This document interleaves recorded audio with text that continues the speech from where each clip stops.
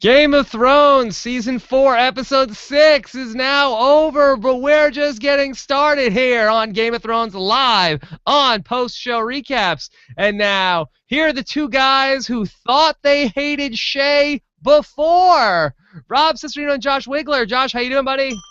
I'm good. How mad at Shae are you right now? I have to imagine I hate pretty Shae. pissed. So I mad. hate Shae so much. So much even more now.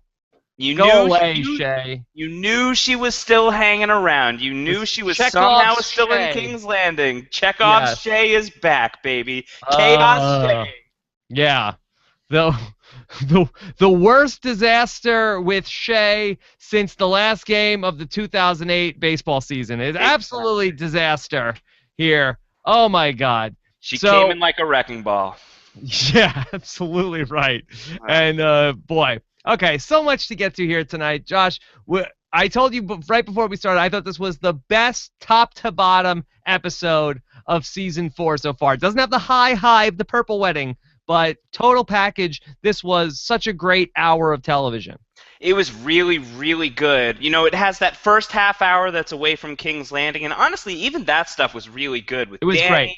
With Dany, with the Greyjoys, it was fantastic stuff. Everything was very compelling, and then you get to that final half hour of the episode in King's Landing.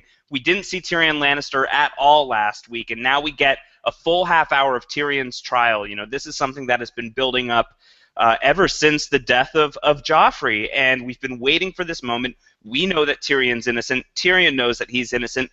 Jaime thinks that Tyrion's innocent. He feels pretty convinced. No one else believes it, and it was just top to bottom exciting, emotional, heart-wrenching, great stuff. And really, I do think what Game of Thrones does best. You know, the political posturing, really intellectual debates and emotional moments. It was fantastic. It was really good stuff, and a lot of King's Landing, which I know is your favorite, so how can you go wrong? Yeah, it was almost like the Seinfeld finale by the last half hour, but much better than the Seinfeld finale. Right, yes. And Andrew Brockman in the chat room is saying right now, it's crazy how Braavos is the slow part of the episode. And I agree, we've been waiting so long to have some time in Braavos. This is a big place that this show has kept talking about, and that's going to be a footnote on this episode. You know, I feel like all of the Tyrion stuff was so big and so monumental that we're in danger of overlooking that. So yeah, it was actually a pretty big episode. It didn't have the Purple Wedding moment that comes out of Joffrey's death, but it was still huge, and it was fantastic. It was a great episode. Okay, but let's set everything up here. This is what we do on Game of Thrones Live. This is why we do this show live. It would be much better produced if we did it just recorded the show and edited it and made it all nice and perfect. But no, we want to hear from you guys. That's why we have a chat room here on Post-Show Recaps. That's why we're taking your tweets at #PSRecaps. And that's why we're taking your comments on our YouTube channel at postshowrecaps.com/YouTube. We're going to talk about the show, and then at the end, we'll take all of your questions, or as many of your questions as we can get through in a reasonable amount of time here tonight. I know everybody has a life, needs to go on and do other things. So we're going to get as many questions as we can later on in the show. And, of course, this is just the tip of your Game of Thrones iceberg this week, because coming tomorrow, Josh Wigler and Terry Schwartz are going to get together 6:45 p.m. Eastern on Monday for Game of Thrones Book Club. Josh, are you pumped up to be talking book spoilers tomorrow? Of course. I mean, this, as I've alluded to for the non-book reading crowd, this season is crazy. It's based on, I would say, the craziest book of the series. Lots to talk about. So if you want the unfiltered, spoiler-filled version, that will be tomorrow. Tonight is a friendly place. It is a safe place if you have not read the books, but tomorrow is a war zone if you have not read the books. So be prepared. Come carefully. Otherwise, do not come at all. All right, and then, of course, midweek on Wednesday, Josh and I record our Game of Thrones feedback show. So if you have questions about the TV show that you want to get in, send them in all week long at postshowrecaps.com/feedback to type in your questions, or use our voicemail inbox at postshowrecaps.com/voicemail. Okay, let's start with the big picture here, and let's talk about the trial of Tyrion, which ended up being the last 30 minutes or so of the episode, and it was looking bad.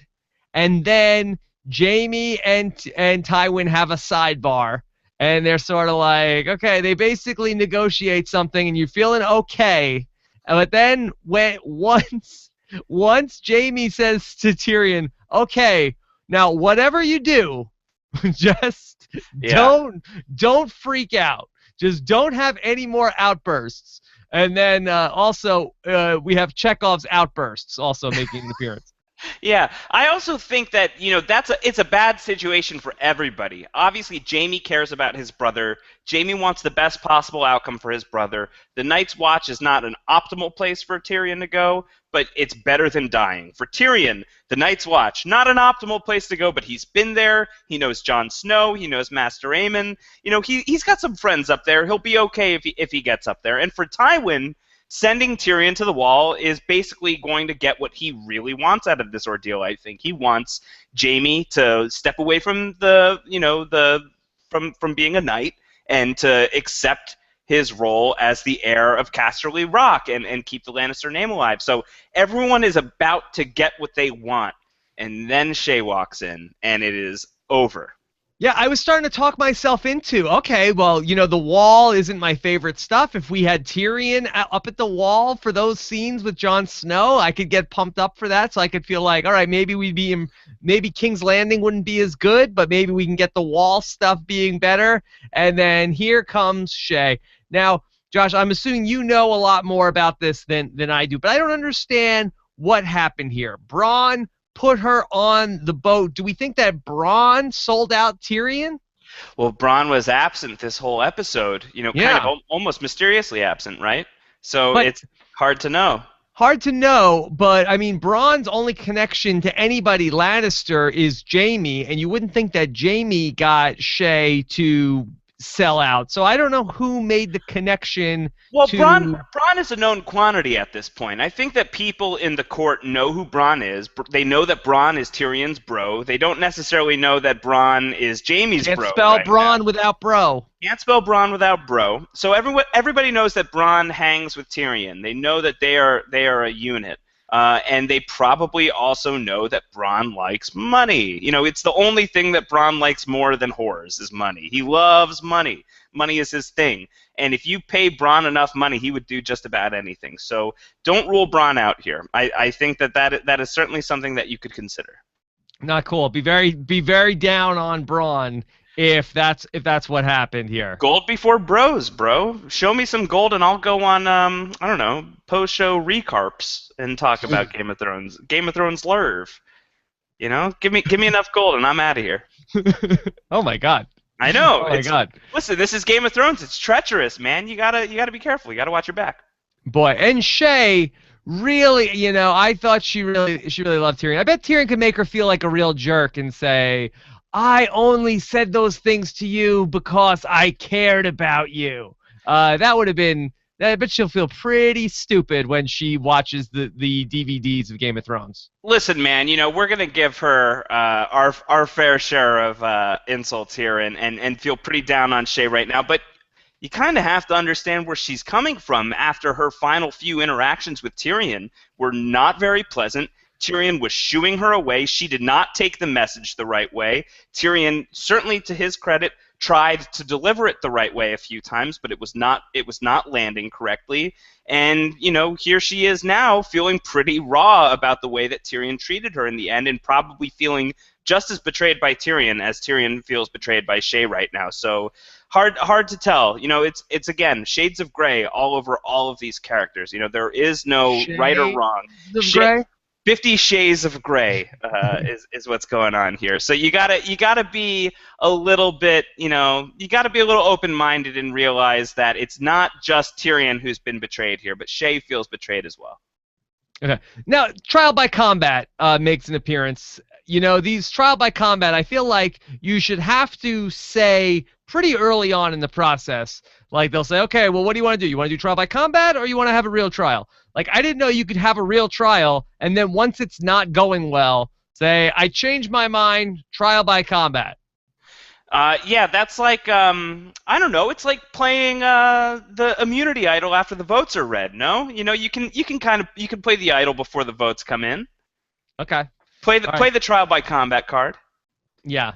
Okay, well we'll see. We'll see how that's gonna go along the way next week when we come back for more Game of Thrones. Okay, let's go through the episode piece by piece because there was so much good stuff that I don't want to talk about everything twice here as we talk about the headlines. So Let's do it. let's get into our opening scene, and we are sailing into Bravos. And Josh, I know that your mind had to been going here also. Do they have the same statue in Bravos that they had on the island in Lost?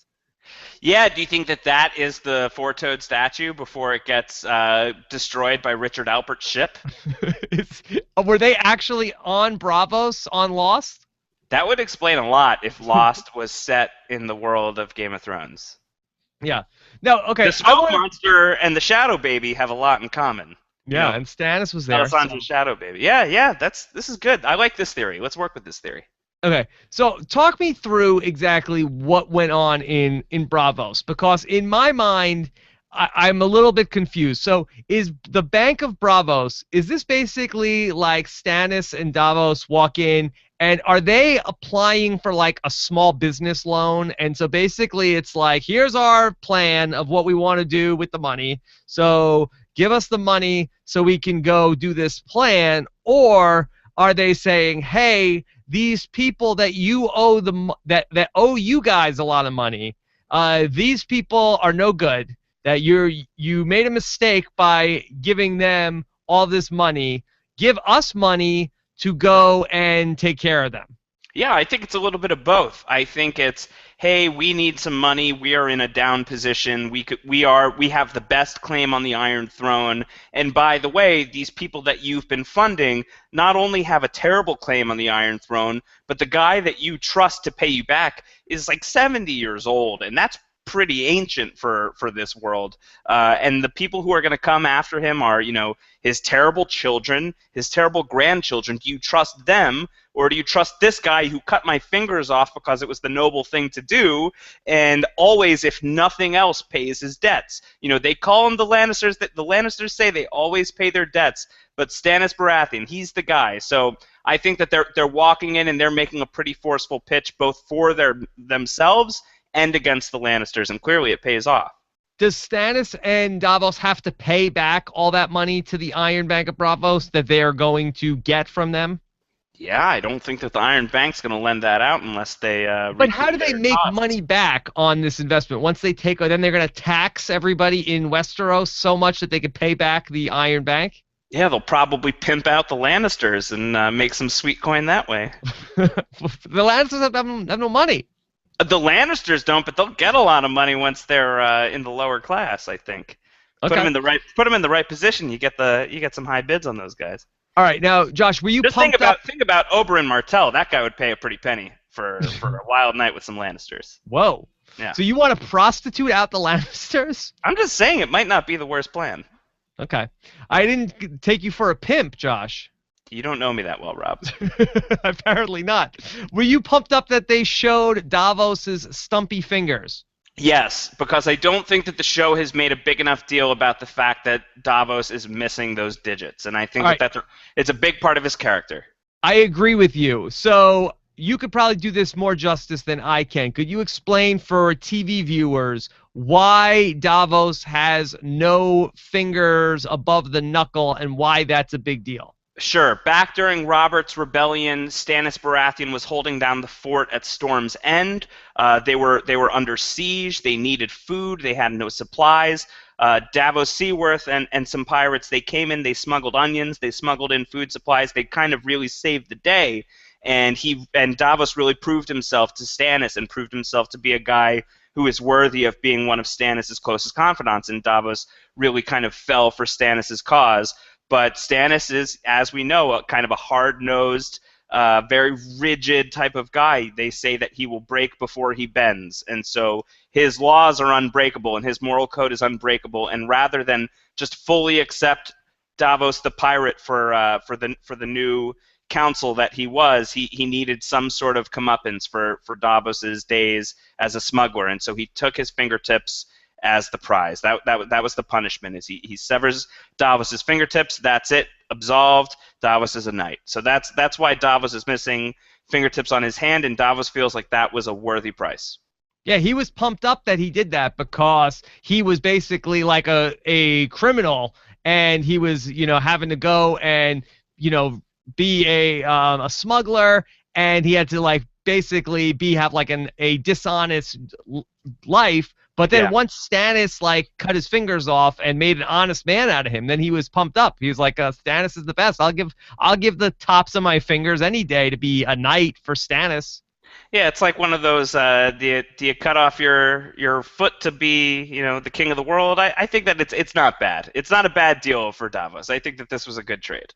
Okay, so and it's just his fingertips. You can survive without some fingertips. Yeah, that's fine. That's fine. I like that Davos was sort of like Stannis's hype man in this negotiation. Like I really felt like Davos was a really awesome wingman to have at the Iron Bank of Braavos. We give Davos some crap on this podcast. We've crapped on Dragonstone a little bit. And I don't think that it's the strongest storyline on Game of Thrones, but I think tonight it was very good. And to Davos's credit, I think that even through all of the stuff that Stannis has put him through, Davos spent most of season 3 in a jail cell. He started off season 3, shipwrecked on these rocks and, sun bleached and looking horrible. So Davos has been put through the ringer, and a lot of it by Stannis. He took his fingers for God's sake. And to his credit, Davos stands by Stannis. He believes in Stannis.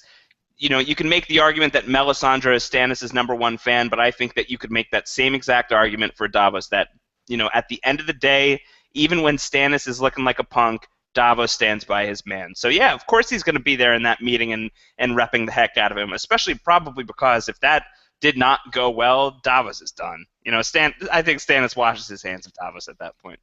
Okay, so then in our next scene that we see, we go to Salladhor Saan, and basically he's in a brothel or whatever swingers club, whatever you want to call it.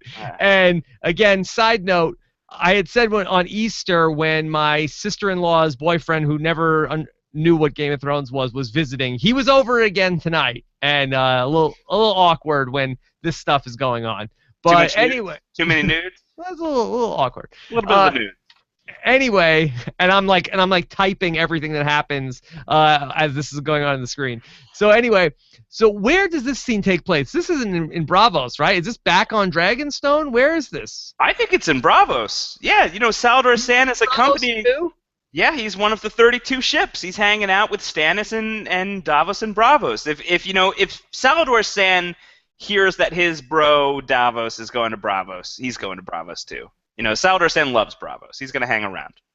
Okay. Oh, so they brought everybody. It wasn't just Stannis and Davos going on this trip. I don't think that they brought the whole fleet, but Salladhor Saan's coming along for the ride. That's a cool trip. Salladhor Saan's a traveler. He wants to go to the cool places. Okay. So see you at sunrise. So they are off to go on their next adventure. Well, Rob, I want to ask you because, we've been talking a little bit about, in the past few weeks, you'd kind of been a little sleepy on the Iron Bank of Braavos. Are you feeling a little more hyped up about it right now? Yeah, I'm getting pumped up because I'm starting to see where this is going. In the past, it was sort of like Tywin talking about, we owe money to the Iron Bank of Braavos, but it's like, okay, well, there was no... it was sort of in the background. But now I'm starting to feel, once we started to get Stannis involved with going to the Iron Bank of Braavos, I really am feeling like Stannis is going to make a run here. I feel like Stannis is getting hot at the right time in this Game of Thrones. And I kind of feel like they made their big push in Season 2 and the whole Blackwater thing, and they got pushed back. And Tyrion was even talking about that tonight in the trial. And then basically in Season 3, he was sort of just like licking his wounds. He didn't know what to do. But I'm starting to feel like Stannis could be the hot team right now. And they could really start to make a run here at the end of Season 4. Yeah, don't sleep on Stannis. Don't sleep on Stannis. I think he's very much alive and well. And, that they had a tough loss a couple seasons ago. But I think they're going to be back and tough to beat back this time, being funded by the Iron Bank of Braavos. Okay, let's talk about Theon's sister, Yara. And I felt like this was a long time coming this season because they got me all pumped up at the end of Season 3 where it was like, I'm going to take 50 Ironborn men and we're going to go and come after them. Now, it took a very long time for them to get where they were going. is that just a geography thing where from where the Iron Islands are to where the Dreadfort is? That seems like, do they have to like sail all the way around Westeros to get there? I don't know if it's a geography thing. I think it's a plot momentum thing. I don't think it's a quick trip from the Iron Islands to the Dreadfort, but I don't think that it's listen, I don't think that it's much harder to get from the Iron Islands to the Dreadfort as it is from Dragonstone to the Riverlands, which we saw pretty quickly for Melisandre last season. So I think it's more of this is where they need to be at this moment in the story. Yeah. So, all right. So, but this was great. This was really awesome when they break in and they say, take us to Theon, and here come the Ironborn, and he's not in the dungeon. He's down in the kennel. Yeah. And you know what? Once they get to the kennel, I kind of felt like I saw what was coming, that Theon did not want to leave. He did not want to leave Ramsey. Well, look, if Theon wasn't going to slit Ramsey's throat when Ramsay told him point blank that he was, his family was responsible for killing Robb Stark, that Robb Stark was dead because of the Boltons, and Robb Stark being Theon Greyjoy's best friend, somebody that Theon had admitted openly to Ramsay that he felt horrible about betraying. If Theon's not going to kill Ramsay right there when he has all of the opportunity in the world, I think that that's really basically what you need to know. It's going to take a lot to get Theon to kind of wake up and realize who he is, and not even seeing Yara is going to do it. Not even seeing his sister is going to wake him up out of it. So, yeah, tough night for Theon. Yeah, and Yara even gets him out, and he bites her on the finger. Yeah, because he's a rabid dog now. He's more dog than man. Poor Theon. He's been neutered. Yeah, and kudos to Ramsey Snow for fighting back some of the toughest that the Ironborn soldiers have. Yeah, not a good look for the Ironborn. Yeah, to get beaten back by Ramsey. Yeah, like half-naked Ramsey, slashed up Ramsey comes in and takes down, like 2 or 3 or even 4 of the toughest that the Iron Islands has to offer. Not great. Not a good look for the Iron Islanders. For the Iron Islanders, who have the reputation of being some of the toughest SOBs out there, seems like they get their ass beat back quite a bit in Game of Thrones. Yeah. Yeah, yes. not since I feel like Aegon's Landing, I feel like, have they been in a good spot. They're just always just getting beat back. They try to come across, they just get beat back again. Hey, credit where it's due. Apparently, they're very fast. Yeah. All right. So we'll see. I don't know where their story goes from now. I mean, basically, they're going to go back to the Iron Islands, and I kind of feel like they're at a little bit of a stalemate with the story. I don't know why we would need to see them anymore. Because she seems to have written him off, right? She says my brother's dead. Yes. Yara says. So she seems to have this kind of vengeance quest that she seemed to be on. Really was over pretty quickly for her. Yeah, I'm not sure where the Iron Islanders go from here. I will say that it was really cool to see Yara Greyjoy with those hand axes. In the books, she's named Asha Greyjoy in the books, actually. She has a different name in the books, and her weapon of choice, these hand axes. This is what she uses, and she's very famous for being really badass with these axes. It was pretty cool to see that on the show tonight. So here's some more follow-up with Ramsey and Theon. And Theon is like, I didn't want them to take me. He's gone all Sam. Yeah. And so basically Ramsey gives Theon a bath. Did you think we were going to see Theon stump in this scene? I was wondering if we were going to get some Theon. Did you want to see Theon stump? No. Not necessarily. Not really. I would not put it past HBO to go Theon Greyjoy list, but I did not think that I wasn't sure if we were going to go there. Yeah. I don't think that I want to see that, but I'm kind of morbidly curious. Yeah, I was kind of curious. It's probably something you cannot unsee, right. But I think I would have looked. I definitely would have looked. I would have looked. Yeah. And so, I don't know. I think it would have been interesting to see. I don't know how they would have done that with special effects or what. But anyway, so get in the bath, and basically Theon is Ramsey's asking Reek, I'm sorry, do you love me?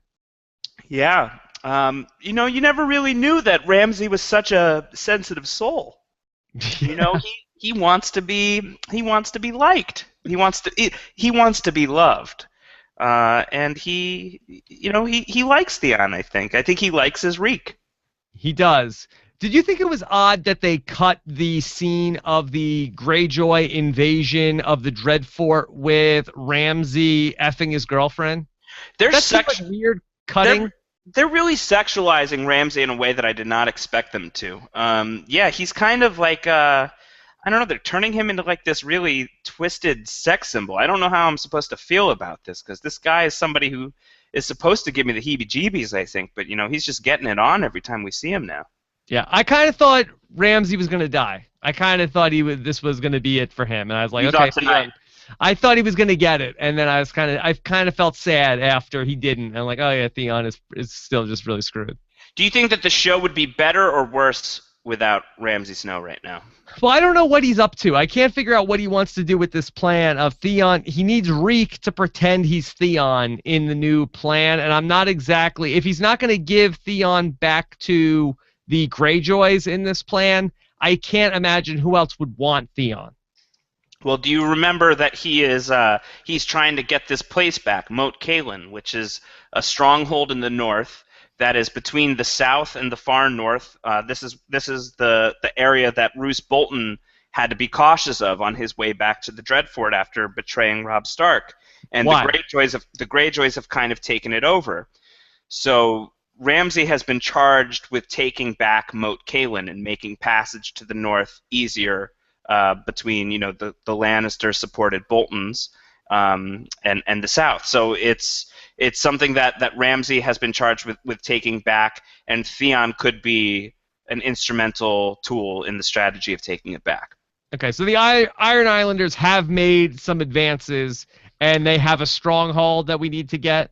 Right, but it's barely anything. But it's enough of a thorn in the side for the Boltons that it matters. It's a pain in the neck. Okay, so we've been saying all season, where are my dragons? And boy, we got some dragons tonight. That was pretty cool, right? With that shot of Drogon coming up and flying over that kid. I mean, that kid had probably, I don't know, he probably dutied himself pretty quickly after seeing that. Yeah, I would have. Yeah. It doesn't take a lot to get me there, and I think I would have dutied pretty hard. Yeah. I think that guy got off easy with the dragon eating some of his sheep. I think that was that guy should have been happy. Got off easy. He got so much money out of the deal. That was a really good deal for that guy. That guy made out like a bandit. Yeah, really, like a goat bandit.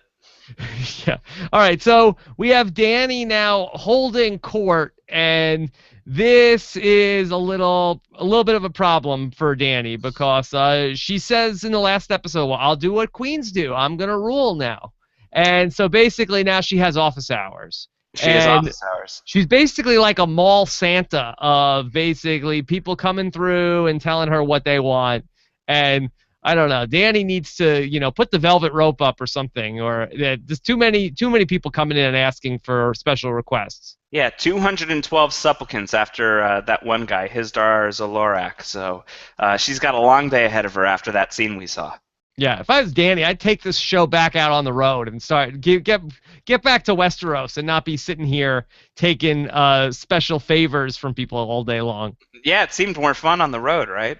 It seemed more fun on the road. Yeah, why does she have to? I know she wants to be I think what the show is trying to say is it's really hard to be the nice guy, boss or ruler or king or queen. Like you kind of have to be a little bit of a douche if you want to rule. Yeah, definitely. But she's gonna have to figure that out. I think that these kinds of things have a learning curve, and I think that maybe she's once I think it was Barristan who says you have 212 more people to go. You kind of see it on her face. She's like 212. Holy yeah. Crap, that's a lot. It's a lot of people. It's a lot of people. So I think maybe she's starting to put together that this is a little more work than she thought it would be. But listen, being queen, it ain't easy. And so this guy that he was one of the masters and he got crucified and he needs to have a proper burial. Do you think is there more to come with this guy? You think this is just an isolated incident of an example of the kinds of stuff she's dealing with? No, I think they were making a big enough deal out of this guy that I think that we could expect to see him a little bit more. And I think that we're going to listen. If there's 212 supplicants that Dany is dealing with, I think that you could guess that Meereen is going to start producing some characters that we haven't seen yet that might be a little more longer lasting than a scene or two. I would guess that this guy, we will see more of this guy. Okay. And the guy gets basically 3 times what the goats are worth. That's pretty good, right? That's not bad. That's a good deal. You take that if you can get it. That's a pretty good deal. Anything else from Meereen you want to talk about? No, I think that we're just starting to see Dany in a different mode than we're used to seeing. And yes, it's not Westeros, but it is a kingdom that she's starting to rule over, and it's interesting to see her, shift into this gear of not being necessarily the conquistador that she's been over the past several episodes, but actually settling down and straightening up on a throne and lording over people and figuring out what this process is. Because if she is going to rule over the Seven Kingdoms, she's got to know what she's going to do. So, this is kind of VR in a way. This is sort of simulation training, and it's not just a game. This is real, and it comes with its own share of prices. It comes with its costs. It comes with its benefits too. But right now, she's kind of dealing with a little bit of the jinky aspects of it that just aren't so good. And it's going to be interesting to see how this plays out. I think that this is going to be a storyline that we are going to be keeping an eye on for a little while. Okay, so maybe she tries this on and is like, maybe Westeros isn't all it's cracked up to be. Yeah, maybe just go back to the Dothraki Sea and just hang out and eat horse hearts for a little while. Why not? Yeah. All right, so I loved getting to see the Small Council because I feel like in the Tywin era, the Small Council has been so great. And we actually got a couple of updates here of some things that are happening across the world. And a lot of stuff that we talk about, like nobody seems to be concerned about this. So update number 1, the Hound has been spotted in the Riverlands. Yes, the Hound is running around, and I guess no one is noticing Arya, but they're noticing the Hound. Hard to ignore the Hound. Yeah, hard to miss the Hound. I really loved Varys's retelling of that story. Just Varys with his very smooth-voiced replication of "F the King." I thought was really funny. And we've been talking a lot about how Varys has kind of been absent this season. This was a great Varys episode. Had a lot to do this episode. Yeah. Also, in other news, Daenerys has conquered Meereen, and we really are starting to see everybody starting to get a little panicky, even though Cersei is one of the people that's like, please, she's just we're really talking about a little girl with baby dragons. And, people, some of the grown-ups at the table are starting to say, actually, no, this is kind of a big deal. Yeah, she's got 8,000 Unsullied. We've confirmed she still has the second sons. She's got Barristan, she's got Jorah, and she's got a kingdom. And she's got 3 baby dragons who are growing bigger every day. So do not ignore Daenerys Targaryen. She is a threat. And I think that this is... It was nice to have that acknowledged in King's Landing, and it was kind of nice to see Cersei sort of snooze on that and kind of, poo-poo that and think about, she's so focused on Tyrion and focused on vengeance for what happened to her son. And it's kind of, it's a testament to her grief, but also a testament to her inability to see the bigger picture. Daenerys Targaryen is the bigger picture. And even though Joffrey is dead, I still love it when Tywin craps on Joffrey and talks about how stupid it was to let Sir Barristan go from the King's Guard. Yeah, no love lost for Joffrey. I think, there's a little more drama than Tywin would have liked, but I also don't think that he's really losing much sleep that Tywin's on the throne over Joffrey. I think, in fact, this is an improved situation for him. Yeah, I also liked it that Mace Tyrell is Tywin's bitch. That basically, Mace Tyrell, go get me my pen. Yeah, Mace Tyrell's kind of great. He's probably the richest second in command ever. He's the second richest person in the Seven Kingdoms, and he has no problem being Secretary of Secretaries here. He is happy to be in that role. But that's anytime Tywin is writing, that's scary. That's scary because God knows what letter he's writing. But especially if you subscribe to the belief that throughout season 3 he was writing those communiques to Walder Frey to instruct him about how to do the Red Wedding, which is a lot of people theorized about that. So if that's your theory, then you should be freaking out when Tywin is writing. It is not a thing to be taken lightly. Yeah, so I am concerned for Dany here, that if Tywin is thinking about her and is saying get him a pen, then I'm very concerned about this for her. Well, we know the pen is mightier than the sword, but is the pen mightier than 3 dragons? I guess we'll find out sometime soon, maybe. I thought this was an interesting conversation that happens next between Prince Oberyn and Varys, which two people who we would not think would have much in common, where Prince Oberyn basically, who seems very perceptive, calls Varys out about being an outsider, right, and basically wonders if he was gay before, and Varys actually says no, he was actually not gay or straight. He's basically asexual, and he feels like that desire is basically the worst thing, even though Varys probably would tell you magic is really the worst thing. Right. But right after magic, desire is the second worst thing.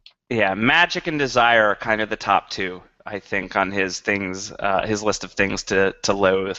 But yeah, no, I thought this was such a good scene. First off, I think that we've been I've been wanting more scenes with the Red Viper this season. I think that he's such a great character, and Pedro Pascal is so good in that role, and I've wanted to see more of him. So I was very happy to see a lot more of the Viper this episode. But beyond that, I've really wanted to see more Varys, and I think a lot of people felt the same. You know, this is kind of felt like, in terms of those sort of King's Landing shadow players, it's been a lot of Littlefinger, but not a lot of Varys, and tonight was a big Varys episode, and I thought it was really good to see the Spider in action, and especially to see him with the Viper. I thought it was a really good dynamic, and I think, there's a lot of reading between the lines with Varys. You're not going to get clear answers with this guy. Certainly, by his own admission, he's gonna make you work for that stuff. But I think there was a lot of reading between the lines with Varys tonight. I think you can kind of get a little bit more of a sense of where his head is at, or where his heart is at, and what he's kind of driving after. And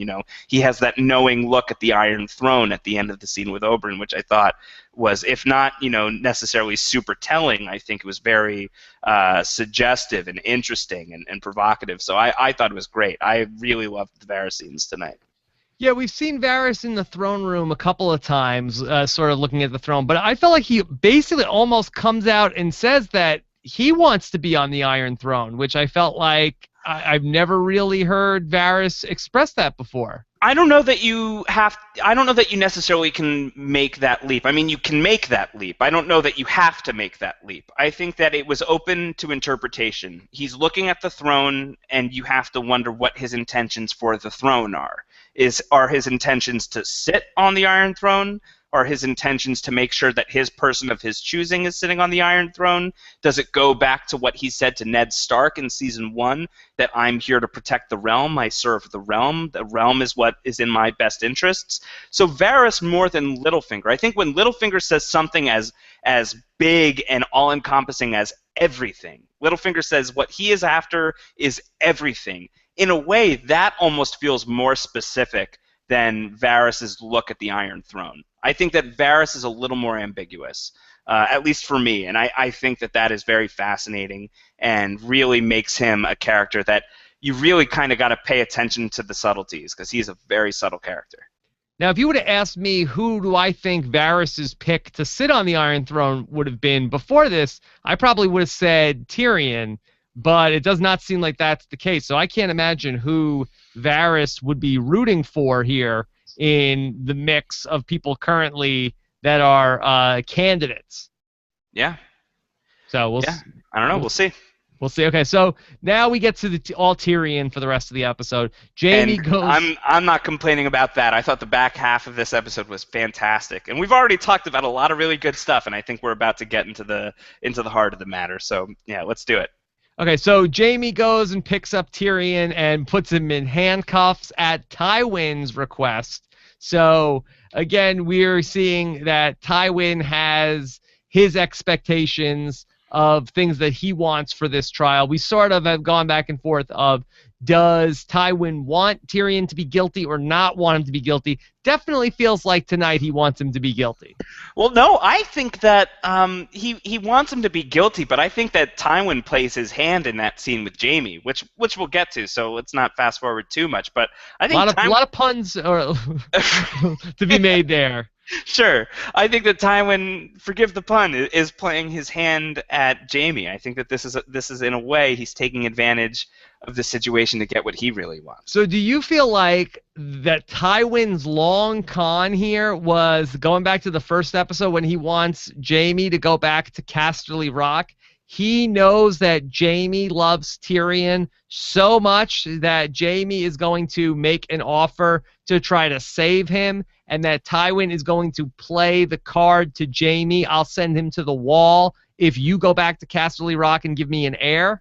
I think that Jaime played his position first, but I bet if Jaime had not said what he said to Tywin, I would imagine that Tywin would have said to Jaime, so that trial happened. Tyrion is so clearly guilty, and let me tell you what, we will send him to the wall. I'll absolve him if he confesses his guilt if you denounce your role with the Kingsguard.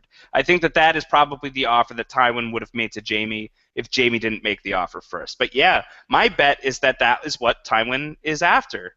He doesn't necessarily need Tyrion executed. I think he could take or leave, and I think he would probably take some sort of perverse pleasure in sending Tyrion to the wall to rot away and to literally have whoring being punishable by death as a way of life. If Tyrion goes out and visits prostitutes, that's punishable by death, and he probably figures that Tyrion on the wall is not going to last very long, and that's a crueler fate than a swift beheading like Ned Stark. So I think that in his mind, his best position here, his best outcome was Tyrion being clearly guilty in the court of law, and Jaime making some sort of deal with Tywin so that Jaime becomes Tywin's heir. Because yeah, Tywin wants his name to live on.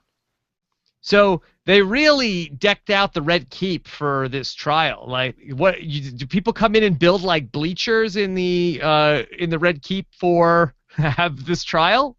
Yeah, I guess. I think it's like Game of Thrones O.J. Simpson. This is the trial of the century. Everybody wants to get in on the action, so everyone's coming along to take a look. I bet tickets are pretty pricey. Yeah, and it seemed like nobody really wanted to go there. But if you wanted to make the case, you certainly could. Tyrion's brother already killed one king. Nobody really was trying to bring up that evidence of the Lannister family has a background in killing kings. Right. Yeah, I mean, there's precedent. Some precedent there. Okay, so we get to see lots of different people in the trials. Tyrion says, no, he didn't kill Joffrey. Sansa, not that I know of. So this guy, Sir Merritt, am I saying that right? Yeah. Okay, so he basically got in trouble after he was ripping off Sansa's clothes. Sansa being out of the picture really is pretty damning here for Tyrion on a lot of different ways. In a lot of different ways. Yeah, I mean, it all looks really bad. Yeah, it certainly does. When Maester Pycelle, I don't know how he got all this stuff together. So they shoot the fool Sir Dantos a couple of weeks ago, okay? Yeah. And he's out at sea with the necklace. Did Littlefinger have his body shipped back to the mainland? I guess he must have. I mean, they recovered the body. I mean, that seems pretty ballsy for Littlefinger, who doesn't want to be found out about this. Like, who does he trust with that to go and deliver the body of Sir Dantos to King's Landing? Yeah, that's a very good question. Littlefinger's not a guy who trusts very easily, so who could that have been? I don't know. I don't know. Does the boat just wash up to shore? Does Littlefinger know the coast well enough? Yeah, he has that boat just heading right back. It's again, we've established this is the Lost Island, right? So everything goes back to the island. Everything goes back to the island. So, but Yeah, Maester Pycelle really had like the CSI angle on this of basically like, hey, they found this necklace and this necklace is filled with poison and the poison is missing. So he basically, if he wasn't in on it, he knows a lot about this. He's Right. really, has a degree in forensics. Yeah, this really did feel like Law and Order GOT. The back half of this episode felt like, you would see, ADA Cabot kind of grilling Tyrion in one scene, but it didn't quite play out that way. But it was very procedural in this part. Cersei, she gives her whole spiel about your joy will turn to ashes in your mouth. Poor choice of words there for Tyrion. Regrettable thing to say. A lot of regrettable things, but that's sort of the game with Tyrion Lannister. He talks a big game and kind of regrets it pretty quickly. Yeah, and also Varys, he gets called up and Tyrion asks him about it. Varys, did you forget when I saved the city? And Varys says, unfortunately, I never forget anything. Yeah, again, I think a thing to take in multiple directions. I think that's everything that Varys does and says, I think you could take in many ways.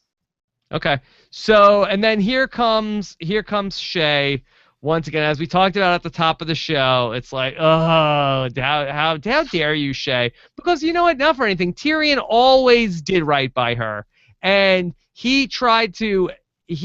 First off, he told her to leave. He would take care of her, and she said no. I don't want that deal. Varys tries to come to her. Varys gives her diamonds and rubies and all these jewels, and she says no to that deal. And only then Tyrion has to tell her off to her face and hurt her feelings for her to finally get it through her thick skull to get the hell out of here, and she can't leave well enough alone. She has to come back and ruin his life. Is this like a fatal attraction with Tyrion and Shae?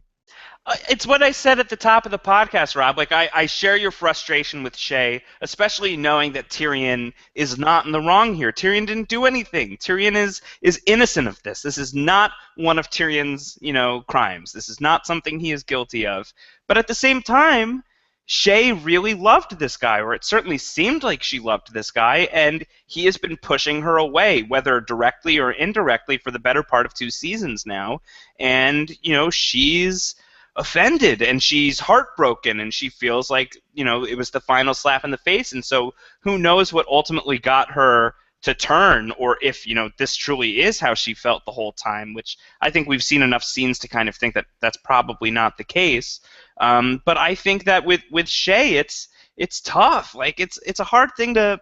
I think that you're drawn to root for Tyrion because Tyrion is great and Peter Dinklage is fantastic, and Shae is maybe not quite as likable as Tyrion, but I understand where she's coming from. It's tough. That's why this scene, I think, is one of, we've talked about, is this the best episode of the season? I don't know that I would go there, but I think the trial scene is easily one of the best scenes of not just the season, but of the whole show. And going a step further, I think the Shae portion of the trial is really compelling stuff. And it's not just because, oh, Shae, how could you do this to Tyrion? But also, and you see it on Tyrion's face where he's realizing, like, I've pushed this into motion. This is something that I'm partially responsible for, and it's all crumbling down, and it's the big kind of House of Cards are caving in moment. So I thought it was a fantastic scene, and I feel for Shae. Maybe I'm alone here, but I feel for what she's going through. Josh, I thought we were friends. I know, that's what I said. Listen, I'm a sellsword. I'm going wherever the wind takes me. Yeah.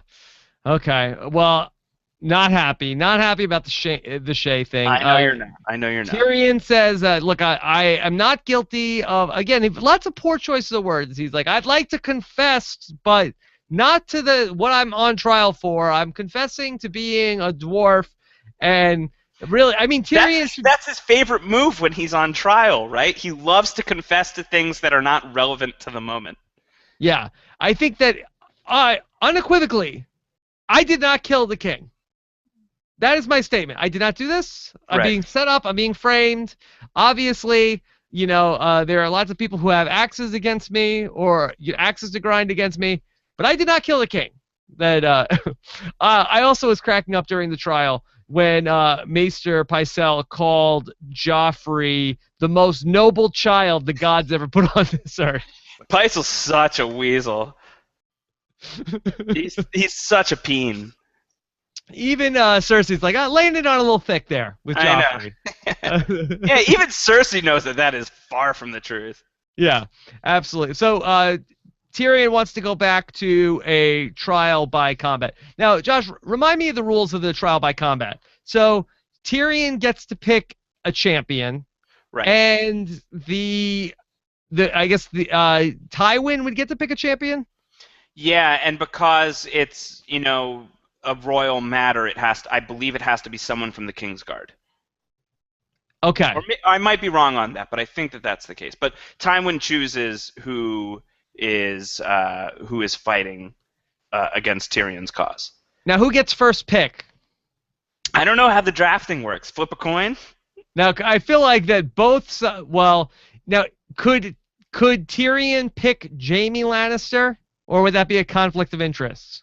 I think that he could ask for him. I think it would be on Jaime to say yes or no. Could they both pick Jaime Lannister and he has to fight himself?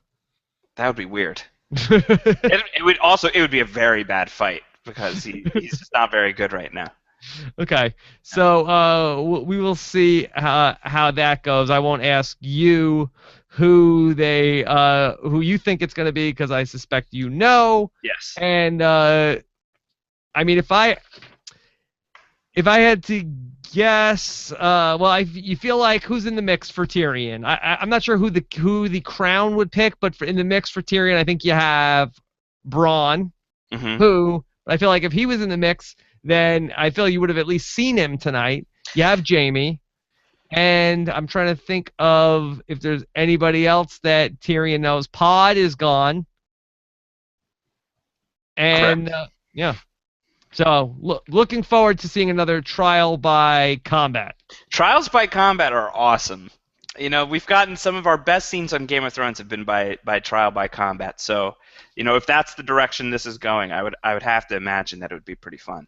Be pretty good. Okay, let's get into questions from you guys here. Of course, they come into us on our YouTube channel at postshowrecaps.com/YouTube and via Twitter, #PSRecaps. And let's see how many we can get to here as we go along. Let's start it off here by Nikki Roy, who wants to know, is this going to be the Kingslayer's chance to prove his one-hand combat skills, or will he die trying or not try at all? Well, I feel like we have certainly set up Jaime's one-hand fighting skills. So I feel like this would be a good chance to show that off. I just feel like if Jaime were to fight on Tyrion's behalf, that seems very problematic in a lot of different areas of his life. Yeah, it seems like Jaime is willing to stick his neck out for Tyrion. He seems to be really backing his cause. He went out on a limb with his father and said Tyrion is clearly innocent. Like, I'll do all these things if you save Tyrion's life. And then he says to Tyrion, no outbursts. Please no. Don't open your mouth. Don't be stupid like you usually are, and just stay silent, and you'll go to the wall and you'll live. And that doesn't work. So now the question is, how much does Jaime value Tyrion's life? Does he esteem Tyrion's continued survival as higher than his own reputation and his own life? I think that's a question that we will be asking at least until next week and maybe beyond. We'll see.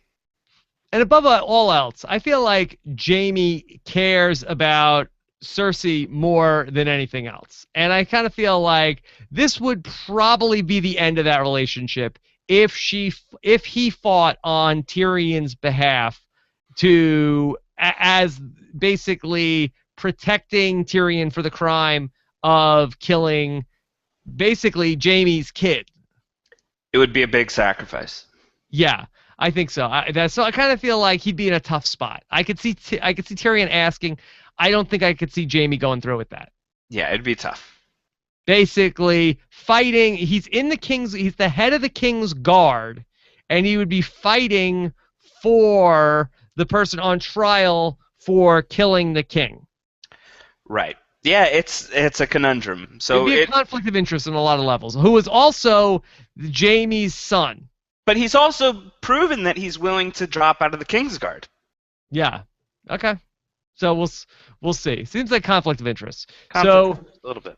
Abandon All Hope 26 wants to know, why did Varys betray Tyrion at the trial? Well, I think that you have your answer going as far back to season 1 when Ned Stark was imprisoned for trying to kind of, you know, turn the tables on Joffrey and Cersei and trying to establish Stannis Baratheon as the true king of Westeros and trying to blow up the spot about Joffrey being Cersei and Jaime's bastard.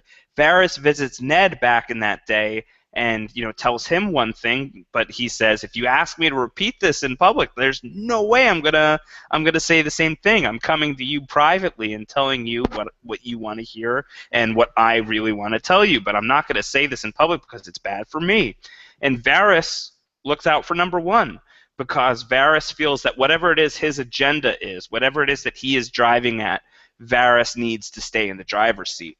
And coming out in defense of Tyrion does not help his cause.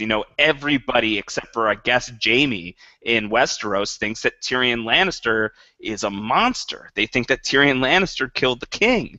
And Varys is not going to be the second guy to throw his support behind Tyrion. He's not going to be one of two people who publicly backs Tyrion. That's not Varys. Yeah. I think he wants to basically keep his nose clean, keep his job, keep his life. And, if that means that a good man has to die, then so be it. Right, exactly. Okay. Let's go to Matt Forsyth, who wants to know, do you think that Tywin actually thinks that Tyrion is guilty? If not, do you think Tywin could have any inclination that it was Lady Olenna? Okay. What do we okay, from what we see on the show, on the screen at this point, or should we believe that Tywin thinks Tyrion is the killer, or does he not even care? I gotta wonder if he even cares. I think that's more of the case. I feel like he probably says, maybe he did, maybe he didn't, but it's really not important.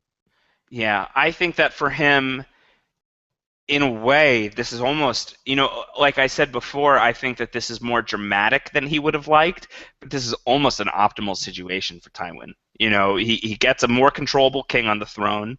He gets to kind of publicly shame, if not indict and execute his least favorite son, and he might be able to get his oldest son, the one who he really wants to be his heir, to be back in the position of being his heir. So I think that, who killed Joffrey? Who cares as long as I get what I want? So I almost think that is where Tywin is coming from, and whether or not he believes that Tyrion pulled the trigger, as it were, I think is, a question, certainly, of course, but I think it's a less important question than is this just a good situation for Tywin, because I kind of think it is.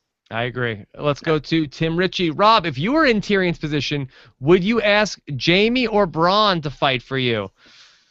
I think I'm going with the guy with two hands. Yeah, I think that's a good call. Jaime now versus Jaime then. Jaime then, I think, always, but Jaime now, no way. Like, at some point, the student becomes the teacher, but at this point, the teacher is the teacher, and I would go with Bronn with two hands. You would think, even if he did have something to do with Shae not getting on the boat or whatever, you feel like if he accepts being Tyrion's champion, then he's gonna die if he loses. So you gotta feel like, right? You were making a thinly veiled Star Wars reference there, I feel like. And, you got to think back to Luke Skywalker was almost a better lightsaber wielder when he got his hand chopped off and got a robot hand. So let's see how he does with the gold hand. You never know. Maybe that gold hand is, really good at holding swords. He'll never drop the sword. I don't know. Give me the guy with two hands. Give me Bronn. Yeah, I might be reaching here. Julie Lara wants to know, did Bronn lie to Tyrion? I remember him saying that he was sure that Shae had left, and I also really hate her right now. I don't know we don't know if Bronn lied to Tyrion. I can't imagine that, for her to not get on the boat, it would have to be that he would have to have been in on this from the get-go. And right. I just feel like there were so many moving parts of this plan. Even if Bronn had been paid off, say, by Littlefinger of, hey, let's get, when Tyrion is going to try to break up with his girlfriend, and then he's going to tell you to get rid of her, and then don't let her get on the boat, and let's put her someplace. It just seems like, I'm not sure at what point Bronn would have had to have been paid off to get her back. I'm not sure. Maybe they tortured Bronn and he gave up where her boat was going and brought her there. I find that more plausible than Bronn got paid off somewhere along the way. Yeah, but we've seen Bronn recently. He looks pretty good. Yeah. I don't know. But listen, whatever happened with Shae obviously happened off screen, happened several episodes ago, and who knows what happens off screen? What happens off screen stays off screen. So now, is it possible that Shae just came back into the mix to testify against Tyrion? Yeah, it's certainly possible. Anything's possible. Oh, it doesn't make it sound like that. That's not like what happened. Do you have a theory about what happened, Rob? And I will stay quiet if you do. I've told you everything that I think. I don't have any more theories. All right. Okay, Alex wants to know, is anyone else getting tired by Oberyn's hypersexuality? The guy's dialogue is like 80% innuendo. It's been a long time since I read the books, but it seems like they're misusing such a good character. Josh, are they over-sexing the Red Viper? And that sounds like a euphemism in itself. Nah, you can't oversex the Red Viper. I've tried. Believe me. No, I think the Red Viper's hot, and I think that they should embrace it. I'm into it. Okay. So my wife's asleep, so I can say this. She doesn't listen to the podcast. The Kazman 5656. Why would Tyrion burst out like that? And who would want to defend him in a trial by arms? Well, that was unfortunate that Tyrion had to explode. Well, why would he do it? For no good reason other than he's Tyrion Lannister, and this is what Tyrion Lannister does. This is why we love Tyrion, is because he's mouthy, he says what's on his mind, he's very funny, he's sharp-witted, but he's irascible, he's easily irritated, he's easily enraged, and especially in this situation where, for once, he really didn't do anything wrong other than being in the wrong place at the wrong time, having a very bad track record with this guy who's been murdered and being, kind of set up to look like the guy who did it. And he's being betrayed at the highest level by Shae here. And I think that at this point, he snaps. He just straight up snaps. It's a long life of, being the veritable cripple bastard and broken thing, and he's sick of it.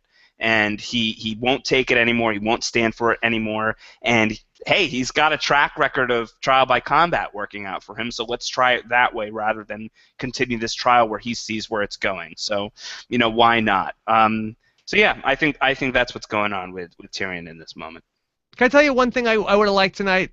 Could I have at least gotten a shot of Lady Olenna with a real poop-eating grin on her face during the trial? Wasn't she out of town now? She booked it. Why? She couldn't have stuck around for this? I would have appreciated that reaction shot. I think at this point she just wants to be as far away from this as possible. She feels like she literally got away with murder. So makes her look guilty. Makes her look guilty fleeing town. Get the seven hells out of there. Okay, J-Tor 2112. Do we all realize that Cersei and probably Tywin probably now own Shae, and it was play their game or die? Remember they found out about her in episode 1? So they did find out about Shae early on here. Did they put on like a manhunt to be able to get her back into the fold? That's right. That's in the first episode of this season that Cersei has somebody who comes to her and says, "Hey, I got some intel." Yeah. Interesting. Seems like that would not be in there for no reason. Interesting. Okay. So let's go to Kevin, who wants to know, if they don't have to choose from the King's Guard, what if Tywin picks the Mountain and Tyrion picks Oberyn? We have not seen the Mountain in many seasons. We only hear it mentioned. The Mountain has been gone. The Mountain has been away for a little while. They've also cast that guy like 1,000 different times. Yeah. Is somebody that is a judge in the trial eligible for this sort of thing? Seems like a conflict of interest as well. That seems like a conflict of interest as well, but it does seem like if they're going trial by combat, that the actual legal trial seems to be kind of hitting the wall, right? I guess that's a hung jury. So who knows? Jordan Kalish wants to know, which mother will have the bigger Game of Thrones Mother's Day, Cersei or the Mother of Dragons? Who had the better Mother's Day on Game of Thrones? I think that ooh, that's tough. Well, the dragons aren't going to get her any presents. You know, at least Tommen seems to be a sensitive soul. I bet he wrote a nice card for Cersei. Especially, he probably wrote a condolence card like, Mom, I know that this has been tough, and you've been going through a hard time right now, but I'm king now, and I'm going to get you presents every year, and things are going to be great. I don't think the dragons are really writing Dany any cards. Okay. Yeah. Well, they could at least, go and fetch her something nice. Like, they could go out and find something. They could bring her some goat. How come we're only seeing one dragon at a time? Where are the other two dragons? Because Drogon's the alpha dragon. He's the he's the Godzilla of those dragons. So why not show Drogon every time? But shouldn't the other two dragons be in tow? Like Drogon goes out and does stuff on his own, and the other two just hang out. He's faster. He's hungrier. Drogon doesn't need those guys. Those guys probably want to hang with Drogon, but Drogon doesn't need anybody else. Yeah. Okay, and one last question from Umberto wants to know, and there goes another Emmy for Peter Dinklage. He was just superb. Was that a Emmy-winning performance for Peter Dinklage? It was pretty frickin' good. I'm currently working on some recaps of my own to be posted tomorrow, and I'm focusing pretty hard on how good Peter Dinklage was. This was a really terrific episode for him. And I've kind of been expecting Peter Dinklage to just sweep that Emmy award, that supporting actor award every single year since he's won it. I think if it's going to happen again, it would be this year. That scene was so good, and you can imagine that there will probably be some really good scenes coming up, given how emotionally charged tonight was and how high the stakes are. So, yeah, the dink was good. Good dink tonight. Very good dink. Good dink. Okay, that's the only kind of dink there is, by the way. You want good dink. You don't want the bad dink. You don't want the so-so dink. You want the good dink. Okay, let me set up where we're going from here. Okay, so that's about going to do it here for tonight's Game of Thrones recap. What we're going to do next is we're going to make commenting on the YouTube video have to be approved. So we're going to make it so keep this page nice and spoiler free. Then tomorrow, Josh is going to be with you for when it's spoiler time to talk about the book spoilers and everything that is going on at 6:45 p.m. on Monday. You pumped up, Josh? I'm very pumped up. Lots to talk about. Lots to talk about. And then we're going to be even more pumped up because Josh and I will continue our coverage of 24, live another day in our regular time slot finally at 10:15 p.m. Eastern, 7:15 p.m. Pacific, the same time we started here tonight. So 24 hours from now, Josh and I will be back 23 hours from now to talk about 24, live another day. Yes, I'm very excited. I am a big Jack Bauer fan, and this season has been tremendous, and I am happy. And, of course, our feedback show comes to you guys on Wednesday. Get your questions in postshowrecaps.com/feedback or postshowrecaps.com/voicemail if we didn't answer your question tonight on the show. And that podcast is audio only, so if you want to hear it, you're going to have to go and subscribe on iTunes or however you want to subscribe. Either for just Game of Thrones, go to postshowrecaps.com/GOT iTunes, or for all of our shows on iTunes, postshowrecaps.com/iTunes, or if there's other ways you need to subscribe, if you're not on an iPhone or don't use iTunes, go to click the podcast tab at the top of postshowrecaps.com. And Josh, I know that you were interested to see how many of our faithful audience gets to the end of one of these shows. Oh, so yeah. Are you interested in setting up a hashtag for people, not the people who are with us live, but the people who watch this after the fact? Give them something to let us know that they were here with us? Sure. Let's celebrate Peter Dinklage's awesome performance tonight. Let's do #TheGoodDink. The Good Dink. Okay. Like The Good Wife, but Dink. Yeah, it was Sunday night. Yeah. All right. So if you listen to this show after the fact and want to let us know that you enjoyed it and at least got to the end, do #TheGoodDink. And we always appreciate it when you get to the end of our videos, and you appreciate them if you like and give the videos a thumbs up on YouTube as well. And definitely, we want your comments, but please keep it spoiler-free for the kids. For the kids, please. Be good. We've got a designated place for that, so be cool. All right, so join Josh tomorrow if you want to talk spoilers. Everybody else, we'll see you on the Game of Thrones feedback show, and hopefully for 24 on Monday. Have a great night, everybody. We'll talk to you again soon.